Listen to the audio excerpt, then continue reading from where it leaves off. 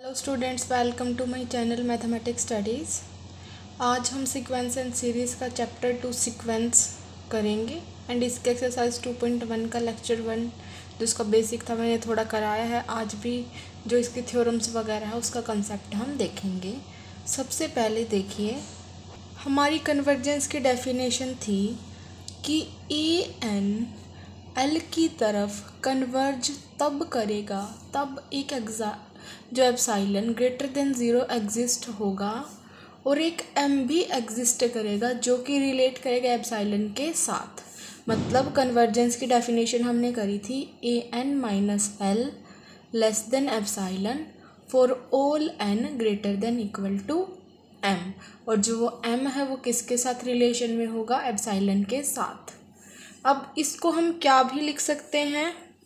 Limit n tends to infinity a n is equal to l. मतलब ये भी हमारी कन्वर्जेंस की डेफिनेशन है, ये भी हमारी कन्वर्जेंस की डेफिनेशन है। क्योंकि हमने कन्वर्जेंस में क्या पढ़ा था कि एक पॉइंट की तरफ, मतलब वो पॉइंट हो गया जैसे एल, उसकी तरफ सारी की सारी वैल्यू टेंड करेंगी, तब हम बोल देंगे कि वो वैल्यू हमारी उस पॉइंट के लिए कन्वर्ज हो रही है। देखिए, ये जो लिमिट है ना एन टेंस टू इन्फिनिटी, इसमें इसका मतलब ये नहीं है कि हम इसकी जगह इन्फिनिटी पुट कर देंगे और आंसर एल आ जाएगा। ये नहीं है इसका मतलब।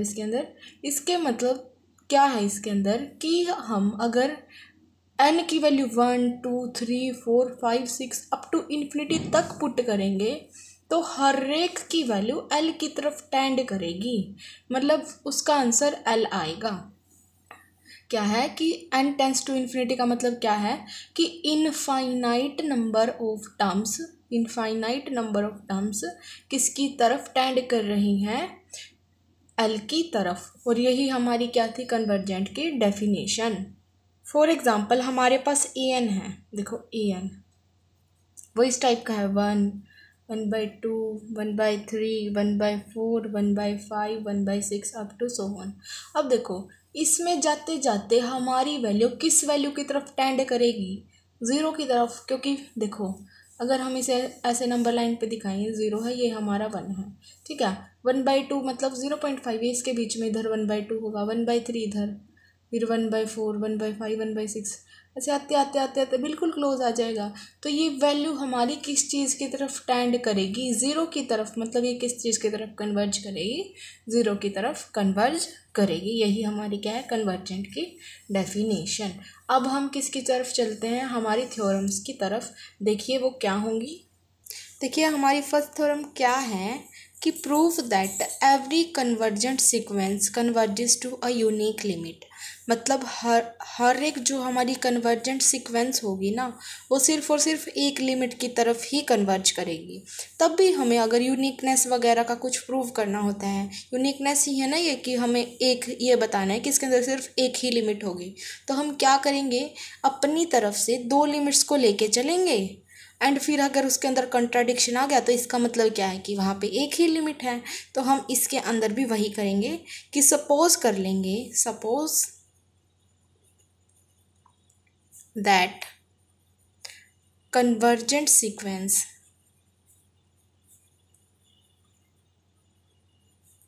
ए n converges to two distinct real number L and L dash.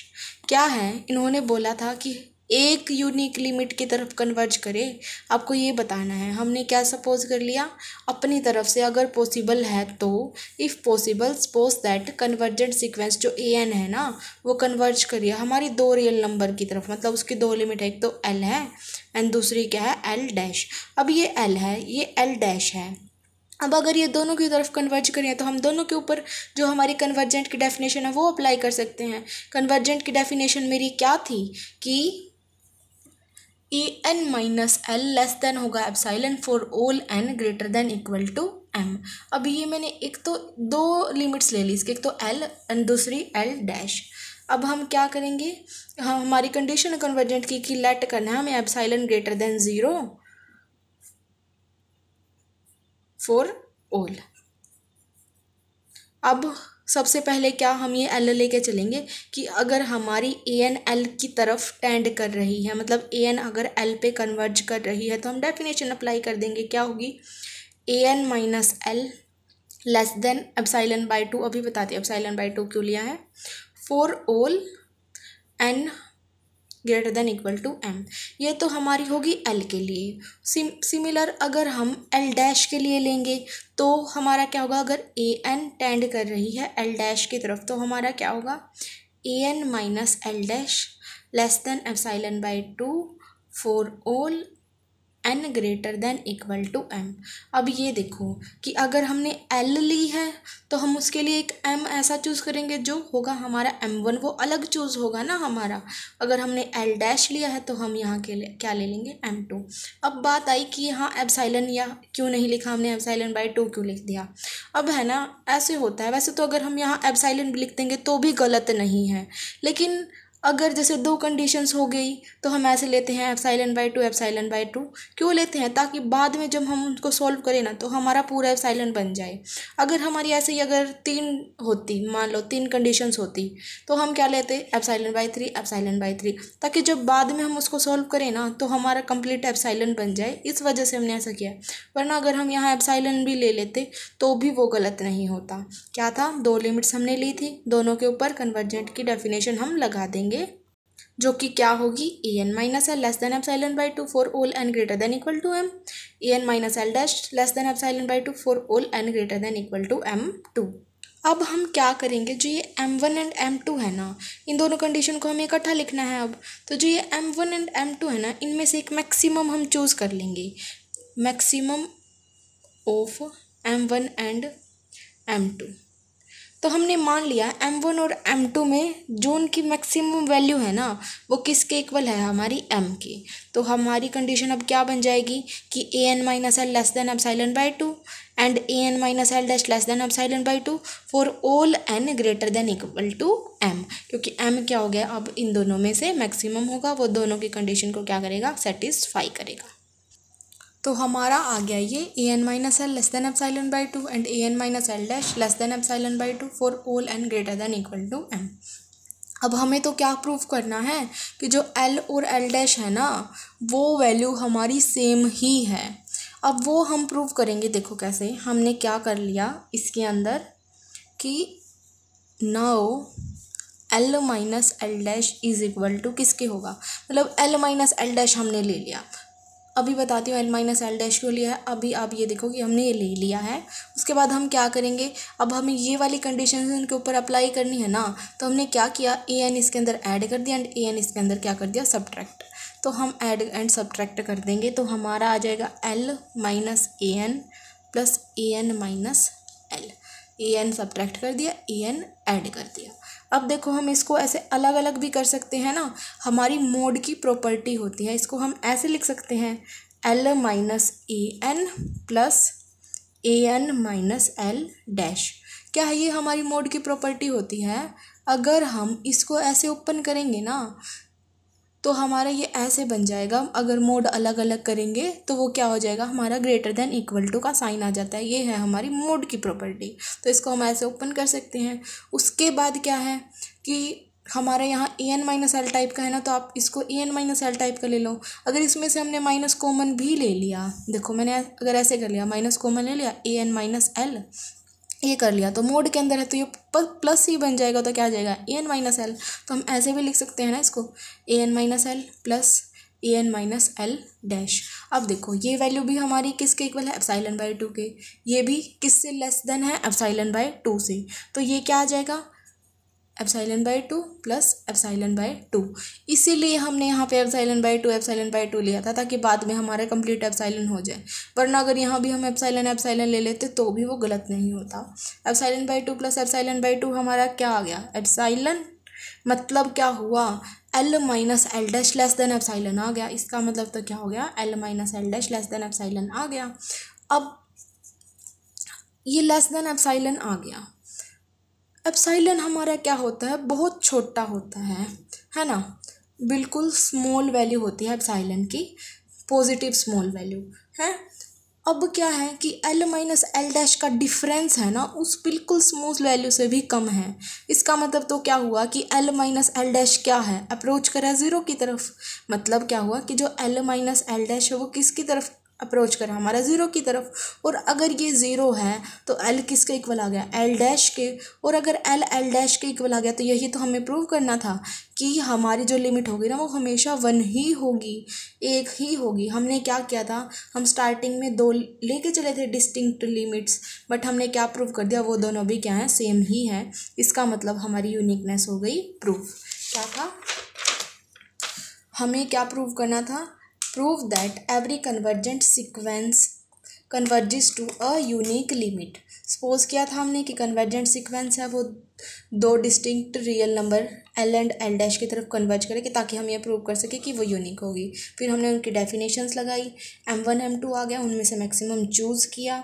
उसके बाद हमने क्या किया, L माइनस एल डैश निकाला ताकि हम उसको बाद में हमारा वो ज़ीरो के इक्वल आया था ताकि हम उसको सोल्व कर सके, सिंपल बना सके। इसे हमने L माइनस एल डैश निकाला, देन उसके अंदर EN प्लस कर दिया एंड EN कर दिया सब्ट्रैक्ट एंड हमारा ये बन गया। फिर हमारी ये मोड की प्रॉपर्टी होती है, ये ऐसे ही ओपन होगी। ये एप्सिलॉन बाई 2 था, ये भी एप्सिलॉन बाई 2 था, ये सिम्बल्स लगा दिए हमने एंड ये एप्सिलॉन आ गया।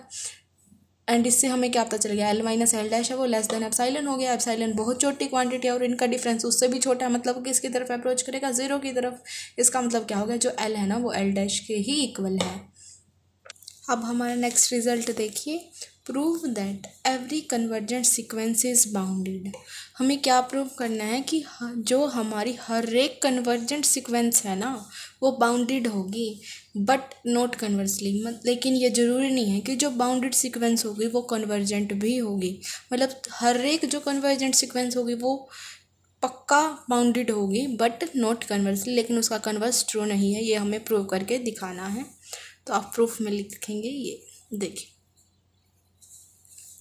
क्या है। सबसे पहले prove that every convergent sequence is bounded. Convergent sequence तो हमें गिवन ही है, तो क्या है, हमने ले ली, लेट कर लिया, जो EN है ना वो इज एन कन्वर्जेंट सीक्वेंस। अब हमें यही तो प्रूव करना है कि जो कन्वर्जेंट सीक्वेंस होगी वो बाउंडेड होगी। तो अभी तो सिर्फ हमें ये पता है कि जो EN है ना वो कन्वर्जेंट सीक्वेंस है, और कन्वर्जेंट सीक्वेंस की हमारी डेफिनेशन के अकॉर्डिंग यहाँ पे एक एप्सिलॉन ग्रेटर देन 0 होगा, एग्जिस्ट करेगा। Let epsilon greater than 0 exist. अब हम क्या करेंगे, EN है वो कन्वर्जेंट है तो उसकी डेफिनेशन अप्लाई करेंगे। सबसे पहले तो हमने क्या लिख दिया, जो एप्सिलॉन ग्रेटर देन 0 वो एग्जिस्ट करेगा। उसके बाद हम क्या लिख सकते हैं, EN minus L less than epsilon होगा for all N greater than equal to M। इसका मतलब होता है फॉर ऑल M। देखो क्या है, हमने कन्वर्जेंट की डेफिनेशन लगा दी। अब तक हमने सिर्फ वही किया है जो हमें गिवन है। उन्होंने बोला है कि प्रूव करो जो कन्वर्जेंट सीक्वेंस है वो बाउंडेड है, इसका मतलब ये गिवन है ना हमें कन्वर्जेंट सीक्वेंस, तो हमने कन्वर्जेंट सीक्वेंस ली, उसकी डेफिनेशन अप्लाई कर दी। ये हमने डेफिनेशन काफ़ी बार पढ़ भी ली है, अब हमें अच्छे से लर्न भी हो जानी चाहिए। ओके अब हमने क्या किया, जब हम मोड को ओपन करते हैं, जैसे फॉर एग्जांपल हमारा ऐसे है x लेस देन एप्सिलॉन, तो हम क्या लिखते हैं उसको कि x है ना वो माइनस एप्सिलॉन से तो बड़ा है एंड एप्सिलॉन से छोटा है, हम इसको ऐसे लिखते हैं। सिमिलर हम इसको कैसे लिख सकते हैं, AN minus L less than epsilon है and greater than minus epsilon है, हम मोड को ऐसे ओपन कर सकते हैं। उसके बाद हमने क्या किया, हर तरफ L को ऐड कर दिया, क्या आ जाएगा फिर, L minus L epsilon great less than होगा EN से एंड EN लेस देन होगा L प्लस एप्सिलॉन से। हमारा यही हो गया, बस हमने कुछ नहीं, हर तरफ L ऐड किया था, L माइनस एप्सिलॉन आ गया, यहाँ EN आ गया, यहाँ भी L प्लस एप्सिलॉन आ गया for all N greater than equal to M। अब देखो एक तरह से तो हमें पता ही चल रहा है कि ये हमारी बाउंडेड सीक्वेंस हो गई, क्योंकि बाउंडेड सीक्वेंस क्या होती थी हमारी, जिसके नीचे की तरफ से भी बाउंड मिले और ऊपर की तरफ से भी बाउंड मिले। लेकिन हम अब क्या करेंगे, एक जनरल केस लेंगे, तो हम क्या कर लेंगे अपनी तरफ से, देखो इसमें क्या N greater than equal to M है, तो जनरल केस के लिए भी हम उसको बाउंडेड प्रूव कर देंगे। वैसे तो हमें दिख रहा है इसके नीचे की तरफ से बाउंड भी है हमारे पास, ऊपर की तरफ से भी बाउंड है, तो ये है ही हमारी बाउंडेड सीक्वेंस। लेकिन अगर हम इसको जनरली लें तो हम क्या कर लेंगे, लेट कर लेंगे। जैसे an है ना, हर एक पार्ट के लिए इसका ले लें a1 a2 a3। अब देखो n greater than equal to m है, मतलब वो कहाँ तक ही सेटिस्फाई होगी, हमारी m-1 तक। तो हम इसमें क्या क्या लेंगे, a1 a2 a3 and up to am-1 है ना। ये हम 2 बार लिख लेते हैं, अभी बताती हूँ कैसे, a3 एंड am-1। अब हमें क्या करना है, एक तो लेस देन वाली वैल्यू चूज़ करनी है, ग्रेटर देन वाली वैल्यू चूज़ करनी है। अब ये a1 a2 am-1 तो हमने लिख लिए। अब देखो अगर हमें इनमें से इन सब में से एक मिनिमम वैल्यू चूज़ करनी है और एक मैक्सिमम वैल्यू चूज़ करनी है। अगर हमें मिनिमम वैल्यू चूज़ करनी है तो मिनिमम वैल्यूज़ में कौन भी इंक्लूड होगा, L-एप्सिलॉन भी, क्योंकि इससे छोटा है ना, तो यहाँ हम L-एप्सिलॉन भी लिख देंगे। और अगर हमें मैक्सिमम चूज़ करना है तो हम कौन सा बड़े वाली टर्म को इसके अंदर इंक्लूड कर देंगे, वो लिख देंगे हम L+एप्सिलॉन। ये हो गया हमारा एक सेट कंप्लीट। अब क्या करना है, जो हमारी मिनिमम वैल्यू इसमें से हमने चूज़ किया ना वो लेट कर ली, हमारी क्या है T है, और जो इसमें से हमने मैक्सिमम वैल्यू चूज़ किया वो क्या है हमारी कैपिटल T। तो अब क्या हुआ, ये जनरल केस बन गया कि हर एक के लिए जो मिनिमम वैल्यू है वो T होगी और हर एक के लिए जो मैक्सिमम वैल्यू होगी वो क्या होगी, कैपिटल T। तो हम अब क्या लिख सकते हैं इसको, कि जो हमारा स्मॉल t है एंड कैपिटल T है, ये ऐसे हो गया हमारा, है ना। अब देखो इसके नीचे की तरफ से हमें बाउंड्स मिल गए जो कि होगा हमारा T, ऊपर की तरफ से बाउंड मिल गए वो हमारा होगा कैपिटल T। अगर हमें बाउंड्स मिल गए तो इसका मतलब क्या हो गया, ये जो हमारी सीक्वेंस है ना an, वो हमारी बाउंडेड सीक्वेंस हो गई एंड ये हो गया हमारा प्रूफ। बट इन्होंने क्या बोला है कि ये भी प्रूव करो कि जो बाउंडेड सीक्वेंस है वो कन्वर्जेंट सीक्वेंस नहीं होगी, ज़रूरी नहीं है। अब देखो हम एक एग्जांपल लेंगे जो हमारी बाउंडेड तो होगी लेकिन कन्वर्जेंट नहीं होगी। देखो जैसे कि मैंने एक सीक्वेंस ली है an जो कि है -1 की पावर n। लगभग जब भी हमें कॉन्ट्राडिक्शन प्रूव करना होगा या फिर कोई कंडीशन को फॉल्स करना होगा तो हम यही लेके चलते हैं, sequence an is equal to -1 की पावर n। अब देखो जब हम a1 निकालेंगे तो ये क्या आएगा, -1, a2 निकालेंगे तो आएगा 1, a3 निकालेंगे तो -1 1। अब ये ऐसे आ गया, है ना। अब क्या है कि ये हमारी बाउंडेड सीक्वेंस तो है, क्यों, क्योंकि इसके तो सिर्फ और सिर्फ वैल्यू किसके और मतलब क्या क्या आएंगी, -1 और 1, -1 और 1। तो ये हमारी क्या है, बाउंडेड सीक्वेंस है, क्योंकि हमें इसके नीचे की तरफ से भी बाउंड्स पता है -1 एंड ऊपर की तरफ से भी बाउंड पता है +1।